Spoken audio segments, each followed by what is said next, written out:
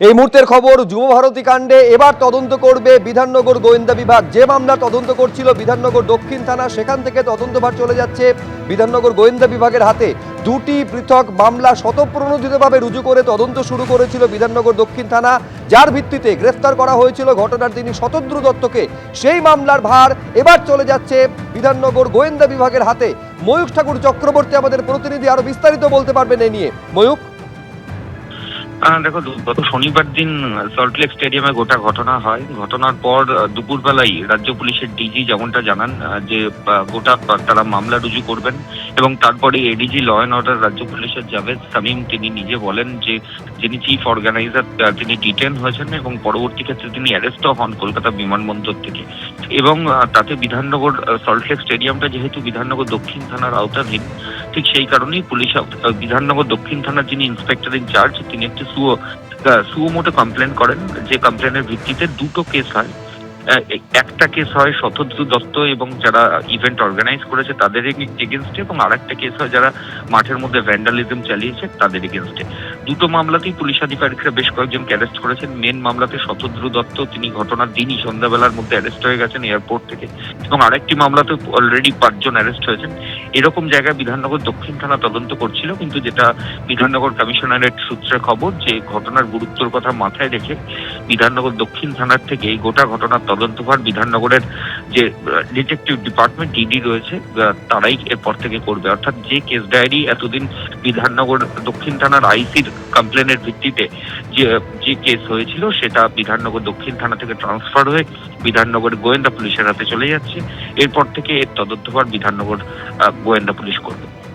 ধন্যবাদ ময়ূক। একেবারে ঘটনার দিন থেকে আপনারা জানেন যে পুলিশের ভূমিকা নিয়ে বারবার প্রশ্ন উঠতে শুরু করেছিল। পুলিশের নিষেধাজ্ঞাকে বুড়ো আঙুল দেখিয়ে কিভাবে জলের বোতল ভেতরে ঢুকেছিল এই প্রশ্ন সামনে এসেছিল। এই জল বিতর্কে এবার আজব সাফাই দিয়েছে পুলিশ। পুলিশের তরফ থেকে যেটা জানানো হয়েছে, সূত্র মারফত জানা যাচ্ছে যে রাতের অন্ধকারে পুলিশের নজর এড়িয়ে জলের বোতল এবং খাবার ঢোকানো হয়েছিল। সকালে নজর এলেও তখন আর বাধা দেওয়া হয়নি। যুবভারতী কাণ্ডে বিতর্কের মুখে এই আজব সাফাই দিয়েছে পুলিশ, সূত্র মারফত জানা যাচ্ছে। এখন প্রশ্ন হচ্ছে যে 8 বছর ধরে যুবভারতীতে জলের বোতল নিয়ে প্রবেশ নিষিদ্ধ ছিল। মেসি শোয়ের আগের দিন স্পষ্ট বিধাননগর পুলিশের তরফে সাংবাদিক বৈঠক করে জানিয়ে দেওয়া হয়েছিল যে জলের বোতল নিয়ে প্রবেশ নিষিদ্ধ। তারপরেও পুলিশের নজর এড়িয়ে কিভাবে ঢুকে গেল এত হাজারে হাজারে জলের বোতল, প্রশ্ন উঠতে শুরু করেছিল। তারই মাঝে পুলিশের এই আজব সাফাই যে পুলিশকে না জানিয়ে রাতের অন্ধকারে জল এবং খাবার ঢোকানো হয়েছিল, সকালে নজর এসেছিল কিন্তু তখন আর বাধা দেওয়া হয়নি।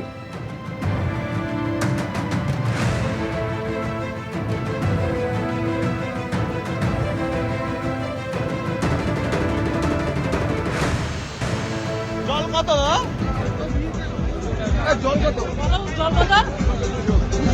200 টাকার জল খাও, 20 টাকা করে দাও, 35 টাকা বাইরে 200 টাকা একটু কম করে আমরা তো খাবো।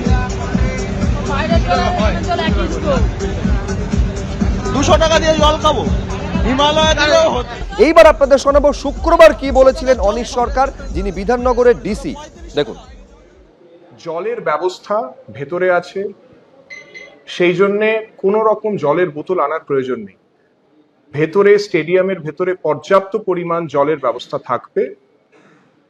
জল কেউ প্লিজ আনবেন না। কোনো জলের বোতল যদি আমরা গেটে দেখি তাহলে আমাদের কিন্তু সেই জলের বোতলটা আমরা অ্যালাউ করতে পারবো না। এগুলো আমাদের তরফ থেকে বেশি কিছু পয়েন্ট আছে। টিফো আনবেন না, সেটা কিন্তু কালকে অ্যালাউড নয়। এবং খুব বড় ব্যানার কিছু যেন না আনে কেউ, এটা আমরা অনুরোধ করব। এছাড়া যে জিনিসগুলো সবসময় বারণ করা হয়, সিগারেট বা ওই দেশলাই কাঠি বা কোনো রকমের এমন জিনিস যেটা ফাটতে পারে, পটকা বা সেই ধরনের জিনিস যেটা ইনফ্লেমেবল জিনিস, সেগুলো প্লিজ আনবেন না। আর একেবারে পুলিশের তরফে স্পষ্ট নিষেধাজ্ঞা আনুষ্ঠানিকভাবে জানিয়ে দেওয়ার পরেও বা বোতল জলের হাজার হাজার বোতল ঢুকেছিল শুধু নয়, 10 গুণ 15 গুণ দামে তা বিকিয়েছে, যা নিয়ে বিতর্কে আরো ইন্ধন জুগিয়েছে পুলিশের এই আজব সাফাই যে পুলিশ সকালে দেখেছিল কিন্তু তারপরে কোনো ব্যবস্থা নেওয়া হয়নি। আর এই নিয়ে পুলিশের ভূমিকা এবং সরাসরি রাজ্যের শাসক দলকে নিশানা করেছে বিরোধীরা। পরপর আপনাদের শোনাবো বিরোধী দলনেতা কি বলেছেন এবং কি বলছেন সিপিএম নেতা শতরূপ ঘোষ। পরপর দেখুন। পুলিশ তদন্ত করবে না। 20 টাকার বোতল 200 টাকায় বেচেছে, 10 টাকার চিপস 100 টাকায়, সব অরূপ আর সুজিতের লোকেরা। পুলিশ এতে ধরবে নাকি? পুলিশের হাতে তদন্ত রাখা যাবে না, ওই জন্যই হাইকোর্টে গেছি। ক্রেটের পর ক্রেট জল ঢুকিয়ে নেওয়া যায়, জলের বোতল ঢুকিয়ে নেওয়া যায়, তার মানে চাইলে রাত্রে যুব ভারতের মধ্যে কেউ চাইলে একটা বোমও ঢুকিয়ে নিতে পারতো, বিস্ফোরণ ঘটিয়ে মেসিকে মেরেও দিতে পারতো। আর তারপরে মমতা ব্যানার্জি মেসির পরিবারকে 2 লাখ টাকা ক্ষতিপূরণ আর একটা হোমগার্ডের চাকরি দিতেন। ঘটনাটা কি ঘটেছে, ওখানে জল বিক্রির নাম করে অরূপ বিশ্বাসের ইলেকশন ফান্ডের টাকা তোলা হচ্ছিল। প্রথমে যুব ভারতীর ভেতর জলের বোতলকে নিষিদ্ধ করা হলো, বলা হলো যে ভেতরে জলের ব্যবস্থা থাকবে, কোনো ব্যবস্থা রাখা হলো না।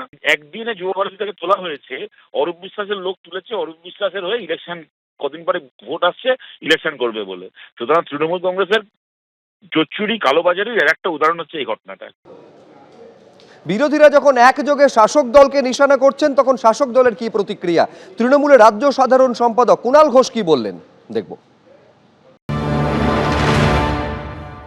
তো সাধারণ ম্যাচগুলোতেও তো বোধহয় এই জিনিস দেখা যায় না।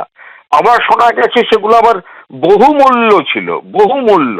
তো এখন আয়োজকদের তরফে তো বিরাট গাফিলতি বারবার দেখা যাচ্ছে। তারা কোনো ধরাকে সরা জ্ঞান করেছেন।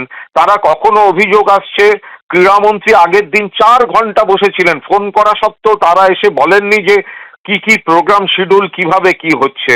আবার পুলিশের বৈঠকগুলো তারা সিরিয়াসলি নেননি, একটা চরম ঔদ্ধত্য দেখিয়ে বেরিয়েছেন।